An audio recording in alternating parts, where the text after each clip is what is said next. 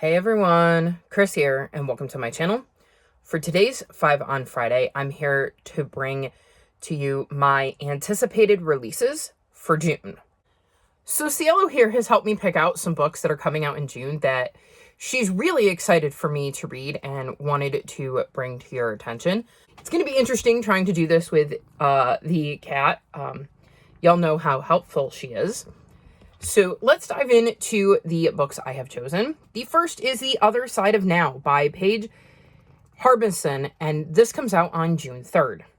This is a contemporary, and it says, with a leading role on a hit TV show and a relationship with Hollywood's latest heartthrob, Meg Bryan appears to have everything she ever wanted. But underneath the layers of makeup and hairspray, her happiness is as fake as her stage name, Lana Lord. Following a small breakdown at her 30th birthday party, she books an impromptu trip where she knows the grass is greener, Ireland. Specifically, the quaint little village where she and her best friend Amy always dreamt of moving. A dream that fell apart when an accident claimed Amy's life a decade ago. When Meg arrives, the people in town are so nice, treating her not as a stranger, but a friend. Except for the extremely hot bartender, giving her the cold shoulder. Meg writes it all off as jet lag until she looks in the mirror. Her hair is no longer bleached within an inch of its life. Her skin has a few natural fine lines. And her nose looks like, well, her old nose, her real nose.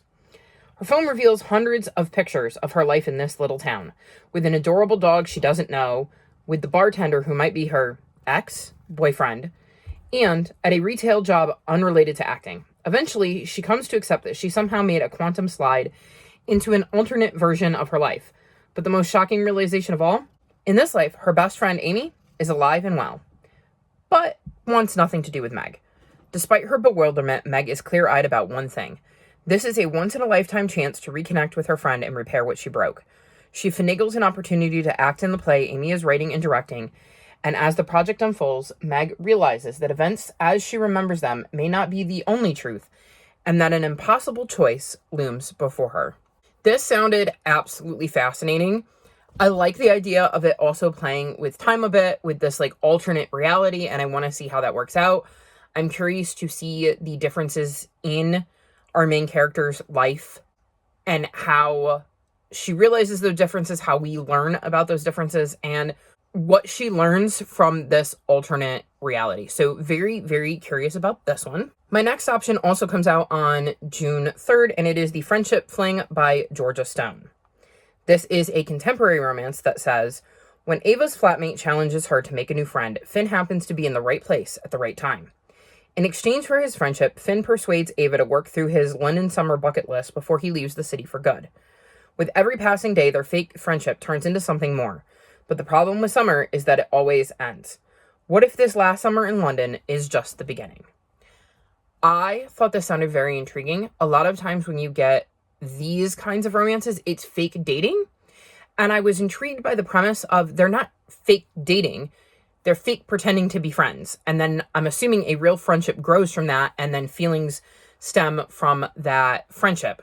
So the premise really, really intrigues me, and I'm very curious to see how this romance kind of develops. And what is on Finn's London bucket list? Like, what do they get up to, and how do they handle the fact that he's leaving at the end of the summer? So thought this would be a fun romance to try because it has a bit of a different twist in my opinion. Next, coming out June 10th is Everything's Coming Up Rosie by Courtney Walsh. This is another contemporary that may have some romance in it. Rosie Waterman has one dream, to become a working actor. But lately, that hasn't been working out. When she loses her apartment and her job on the same day, she does what she always does. Puts herself out there ready to find the next big thing. But a trip home makes her realize that while she's been struggling to make this dream come true, all her friends have become real adults with careers and weddings and babies on the way. Rosie's been at this for years and she has nothing to show for it. But how does she simply let go of her dream? When she's offered a job as the director of a regional theater's production of Cinderella, she jumps at the chance, even though she's only directed in college and the job is in Door County, Wisconsin, and not in New York.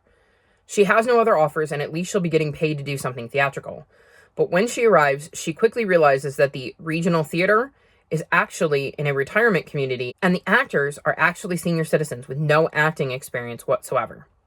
Working on the show presents new challenges, forcing Rosie to learn how to step up and be the leader this fledgling theater troupe needs. The more time she spends with her new cast, the more she begins to rethink what it means to dream big, especially when that big dream hasn't turned out to be at all what she thought it would be. It's not at all what she expected, but could it be exactly what she needs? Sometimes what you think you want and what you actually want turn out to be different things. I think this sounds like it could be really funny.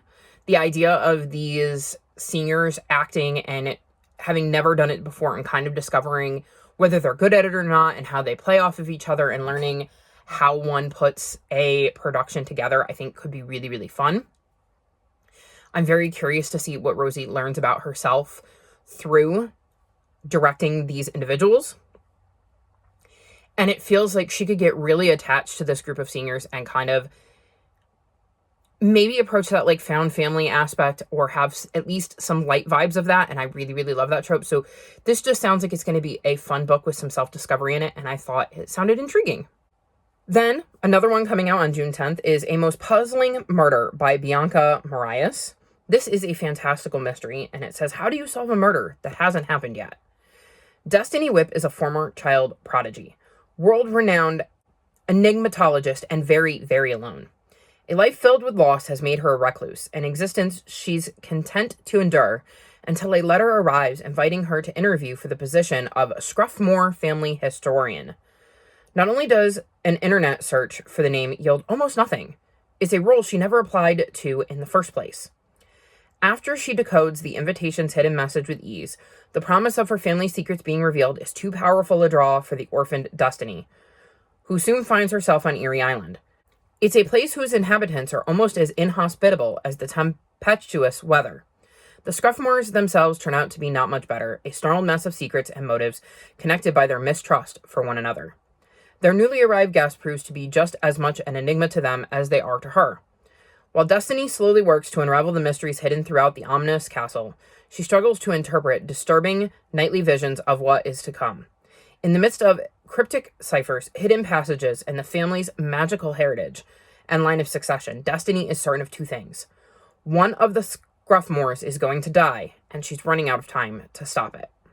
Interspersed with riddles and puzzles that both Destiny and the reader must solve, A Most Puzzling Murder is a one-of-a-kind mystery that will leave you guessing and gasping until the very last page. So I thought this sounded like really intriguing. I love the idea of being able to solve puzzles along with Destiny. I'm curious to see how the fantastical element fits in, what these Scruffmores are like, and how Destiny goes about preventing this murder from happening, assuming she can. So I thought this was a fun premise and am curious to see how it plays out. And lastly, coming out June 17th is The Stolen Life of Colette Marceau by Kristen Harmel. This is a historical fiction. Colette Marceau has been stealing jewels for nearly as long as she can remember, following the centuries-old code of honor instilled in her by her mother Annabelle. Take only from the cruel and unkind and give to those in need. Never was their family tradition more important than 7 decades earlier during the Second World War, when Annabelle and Colette worked side by side in Paris to fund the French resistance. But one night in 1942, it all went wrong. Annabelle was arrested by the Germans, and Colette's 4-year-old sister, Liliane, disappeared in the chaos of the raid, along with an exquisite diamond bracelet sewn into the hem of her nightgown for safekeeping. Soon after, Annabelle was executed, and Liliane's body was found floating in the Seine, but the bracelet was nowhere to be found. 70 years later, Colette, who has redistributed $30 million in jewels over the decades to fund many worthy organizations, has done her best to put her tragic past behind her. But her life begins to unravel when the long-missing bracelet suddenly turns up in a museum exhibit in Boston. If Colette can discover where it has been all this time, and who owns it now, she may finally learn the truth about what happened to her sister. But she isn't the only one for whom the bracelet holds answers, and when someone from her childhood lays claim to the diamonds, she's forced to confront the ghosts of her past as never before. Against all odds, there may still be a chance to bring a murderer to justice, but first, Colette will have to summon the courage to open her own battered heart. This sounded like a very gritty historical fiction. It sounded like it's going to have a mystery aspect to it too, which I thought could be intriguing. I really want to find out what happened to Colette's sister, how the bracelet ended up in Boston years and years and years later, who this person from her childhood is, and what they want with the bracelet and how that reunion goes. This is a book I wish I had right now because the description makes me want to just immediately pick it up, so I thought I absolutely had to share it with you. So there you have it. Those are 5 books that are coming out in June that sounded interesting to me. Of the 5 of them, which of them sounds most interesting to you? Let me know in the comment section below. All of my social media is linked in the description below if you'd like to come chat with me. If you've made it this far in the video, leave me emojis you associate with Paris in honor of the stolen life of Colette Marceau. Like this video and subscribe to my channel, and I'll talk to you next time. Bye!